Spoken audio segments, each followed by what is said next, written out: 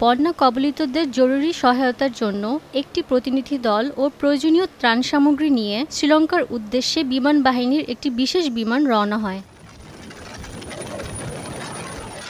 স্মরণকালের ভয়াবহ বন্যার কবলে শ্রীলঙ্কা।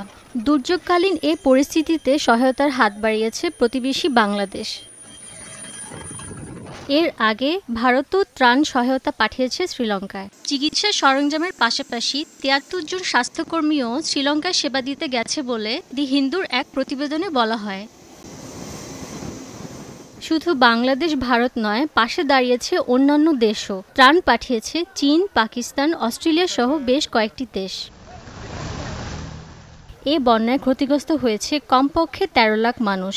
বিধ্বস্ত হয়েছে ২০,০০০-এরও বেশি ঘরবাড়ি। রাহনুমা নূর, স্টার নিউজ।